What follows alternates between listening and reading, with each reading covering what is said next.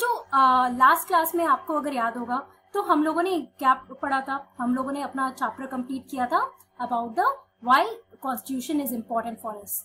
आज के क्लास में बच्चों हम लोग जो शुरुआत करने वाले हैं that is the Indian constitution की फीचर्स। आज की क्लास में हम लोग जितने भी की फीचर्स हैं हमारे इंडियन कॉन्स्टिट्यूशन के, हम उनके बारे में डिस्कशन करेंगे। ओके तो एक बार जो सारे कॉन्स्टिट्यूशन के की फीचर्स हैं, कॉन्स्टिट्यूशन में क्या क्या दिया हुआ है और कौन कौन से वो फीचर्स हमारे लिए इंपॉर्टेंट है, राइट, उनको समझने से पहले एक बार कॉन्स्टिट्यूएंट असेंबली के बारे में थोड़ा डिटेल में पढ़ते हैं, राइट, और हमारा कॉन्स्टिट्यूशन कैसे बना उसके बारे में पढ़ते हैं। Okay so let us understand it, क्योंकि हमें अब हिस्ट्री में जाना पड़ेगा और आप जब हिस्ट्री में पढ़ोगे मॉडर्न इंडियन हिस्ट्री में, तो उसमें भी आप लोग ये इंडियन स्ट्रगल से रिलेटेड हमारा इंडियन कॉन्स्टिट्यूशन है, राइट, तो आप उसे हिस्ट्री में भी पढ़ोगे। तो यहाँ पे एक बार ब्रीफ में समझने की कोशिश करते हैं। Okay so by the beginning of the 20th century, अभी 20th सेंचुरी कहने का क्या मतलब है, यानी कि हम लोग कौन से टाइम की बात कर रहे हैं, फ्रॉम 1900 एरा, राइट, कि 1900 से क्या चेंजेस आने लगे थे हमारे इंडियन स्ट्रगल ऑफ फ्रीडम में। So the Indian national movement had been active in the struggle for independence from the British rule for several decades। तो हमारे कंट्री में आपको पता है, राइट, कि बहुत पहले 1600 के टाइम से, like from the year 1600 British जो है उन्होंने अपना पावर इस्टेब्लिश कर दिया था इंडिया के ऊपर, राइट, अपनी कॉलोनी इस्टेब्लिश कर दी थी।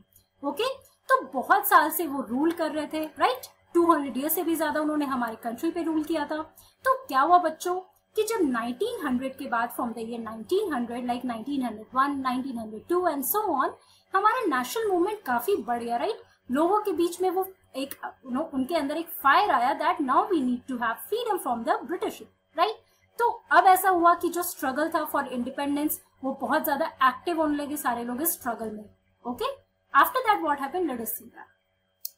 तो आपको याद होगा जब हम लोग फर्स्ट सेशन कर रहे थे हमारे इस चैप्टर का, तो हमने पढ़ा था कि जब सेकेंड वर्ल्ड वॉर हो रहा था बच्चों, तो उस टाइम पे 1934 में हमारा इंडियन नेशनल कांग्रेस जो हमारा पार्टी था, राइट, जो इंडिया में उस टाइम सबसे बड़ी पार्टी हुआ करती थी, सबसे बड़ी पॉलिटिकल पार्टी थी, राइट, तो उन लोगों ने डिमांड किया that we need to make our own constituent assembly और हमें अपना एक कॉन्स्टिट्यूशन चाहिए।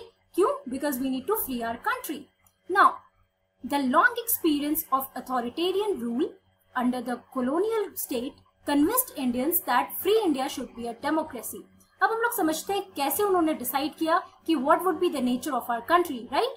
तो वो लोग ने डिसाइड किया ऐसे कि जब उन्होंने ब्रिटिश के अंदर काफी साल से रूल करते करते ब्रिटिश ने रूल किया और ये लोग स्लेव्स की तरह भी, Indians were the slaves of the British rule, तो ये लॉन्ग एक्सपीरियंस इनका under the British rule serving the British people, उन लोगों को, इंडियंस को, जो हमारे लीडर्स थे, उनको ये प्रॉपरली कन्विंस कर दिया कि अब जो हमारा फ्री इंडिया होगा उसका नेचर कैसा होगा, तो डेमोक्रेसी होगा।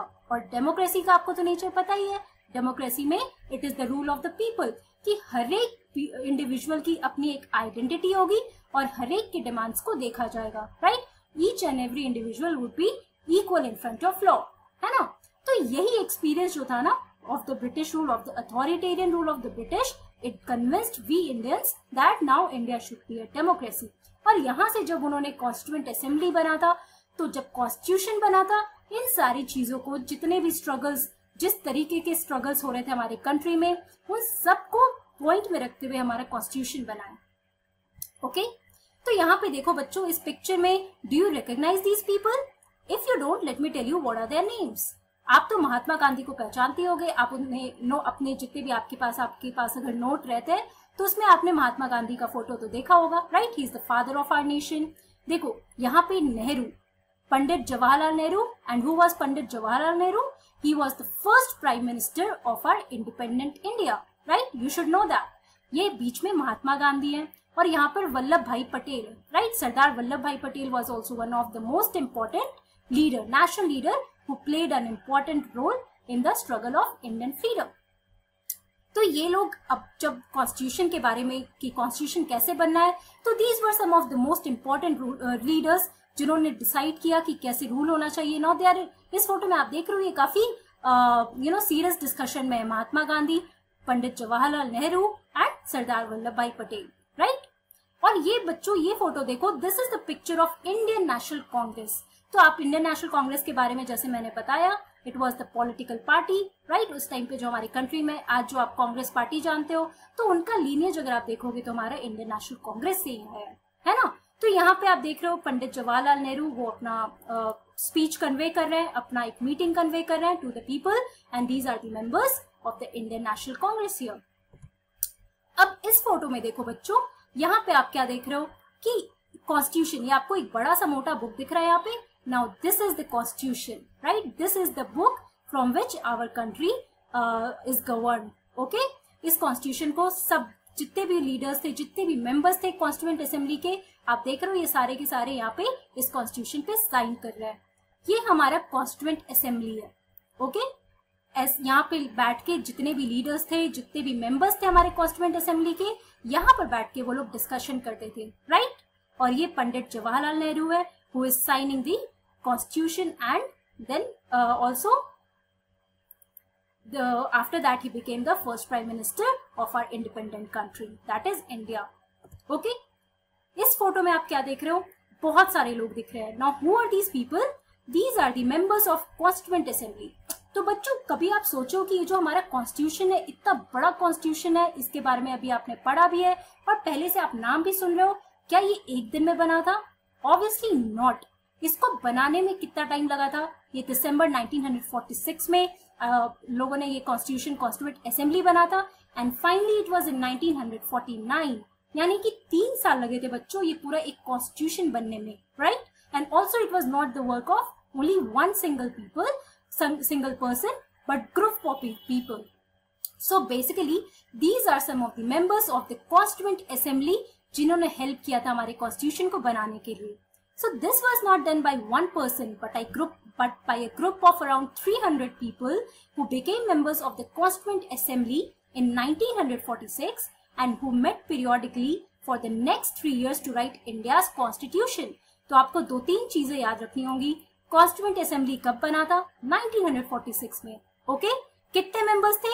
Around 300, to be precise 308 members थे, और ये 3 साल तक ये लोग मिलते रहे थे और इन्होंने अपना फाइनली हमारा इंडियन कॉन्स्टिट्यूशन लिखा, ओके। अब बच्चों हम लोग जब कॉन्स्टिट्यूएंट असेंबली की बात कर रहे हैं, now let us look at some of the most important facts and important points about the constituent assembly. तो ये कैसे शुरुआत हुआ था और कैसे यहाँ पे ग्रुप जितने भी असेंबली मेंबर्स, जो भी असेंबली के मेंबर्स थे, कैसे चूज हुए थे, इन सब के बारे में हम पढ़ते हैं, okay. So the British sent a group of officials known as the cabinet mission. तो जब आप हिस्ट्री पढ़ोगे ना बच्चों, उसमें आप इन सब टर्म्स के बारे में पढ़ोगे। यहाँ पे आप ब्रीफ में समझो कि क्या हुआ था कि 1946 में एक कैबिनेट मिशन सेंड किया गया था। By whom? By the British officials, right. और कैबिनेट मिशन में कौन थे? कुछ ब्रिटिश के ऑफिशियल्स थे जो इंडिया में आए थे, और उन्होंने डिसाइड किया कि फाइनली क्या बनेगा यहाँ पे इंडिया में, एक कॉन्स्टिट्यूएंट असेंबली बनेगा, ओके। तो फाइनली कॉन्स्टिट्यूएंट असेंबली कब बना? The cabinet mission form the constituent assembly in December 1946। तो आप याद रखना, when was the constituent assembly formed? It was formed in December 1946। There was a dispute among the Indian national leaders and the partition took place।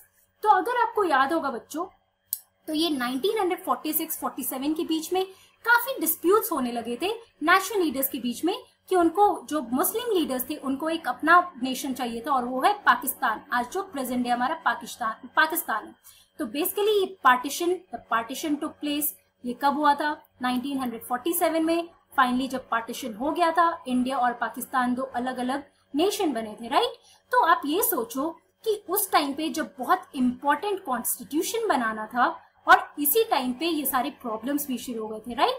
The partition took place, also there was so many dispute among Indian leaders, the national leaders here, और princely states जो पहले के थे उनमें भी बहुत सारे disputes थे। लेकिन इन सारे प्रॉब्लम्स के अलावा के बावजूद भी हमारा ये कॉन्स्टिट्यूशन बना, okay. Now we should always feel proud of these national leaders, जिन्होंने हमारे लिए इतना मेहनत करके फॉर 3 कंटिन्यूअस ईयर्स इन्होंने मिलकर हमारे लिए इतना बड़ा सा कॉन्स्टिट्यूशन लिखा, right. After the partition and independence, the constituent assembly took up the work of framing the constitution. तो ये पार्टीशन के बाद और इंडिपेंडेंस के बाद फाइनली हमारा कॉन्स्टिट्यूशन फ्रेम हो रहा था। There were 308 members who were elected by the Provincial Legislative Assembly। तो उस टाइम पे हमारे जो प्रोविंसेस थे बच्चों, जैसे आज के डेट में हमारे स्टेट्स है, राइट, तो वैसे ही उसी इलेक्शन के थ्रू हमारे लेजिस्लेटिव असेंबली जो उस टाइम पे होते थे, राइट, तो उसके थ्रू बहुत सारे लीडर्स सेलेक्ट हुए थे, इलेक्ट हुए थे, and there were how many members from them?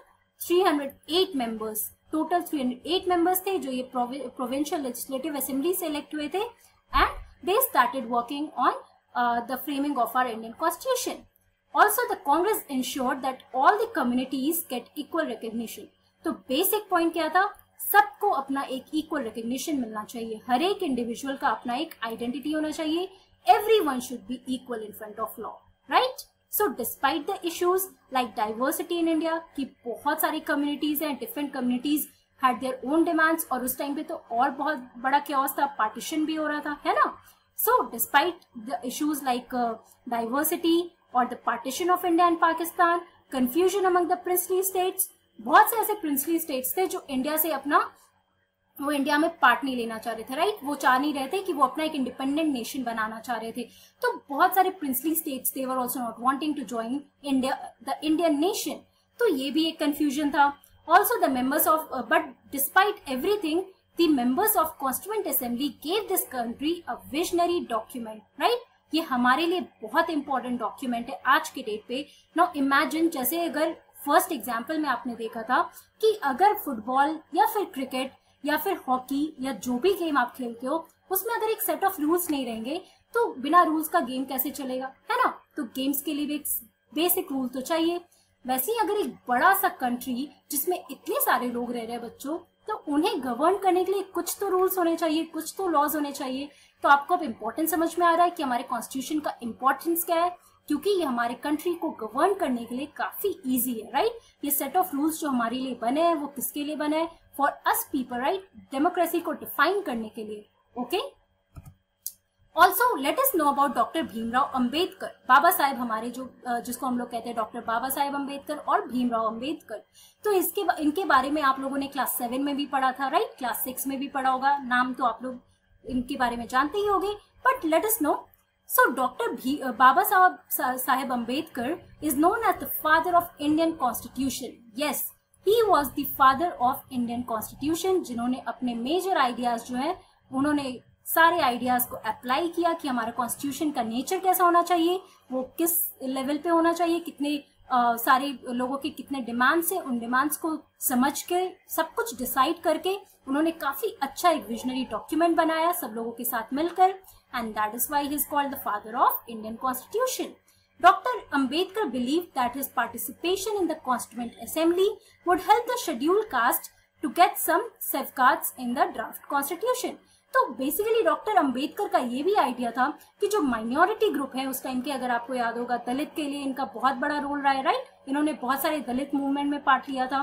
तो इनका आइडिया था कि अगर ये कॉन्स्टिट्यूएंट असेंबली में इन्होंने अगर ये पार्ट लेंगे तो it will help the minority communities, the scheduled caste, tribes and all of them, right. उनके डिमांड्स को भी सुना जाएगा. सो बेसिकली बच्चों, आज की क्लास में इन शॉर्ट हम लोगों ने कॉन्स्टिट्यूएंट असेंबली के बारे में पढ़ा कि कॉन्स्टिट्यूएंट असेंबली कब बना था, दिसंबर 1946 में, और कॉन्स्टिट्यूशन को बनने में कितने साल लगे? 3 साल लगे. फाइनली हमारा कॉन्स्टिट्यूशन कब अडॉप्ट किया था हमने? इट वॉज अडॉप्टेड और enacted, let's say it was enacted, came into force on 26 January 1950, right. तो ये सारी डेट्स आपको याद रखने होंगे. 26 January is the day when we celebrate our republic day. Okay, so हम लोग अपने नेक्स्ट क्लास में we are going to talk about the key features of our constitution. That's all for today. I'm going to meet you in the next class, and thank you very much.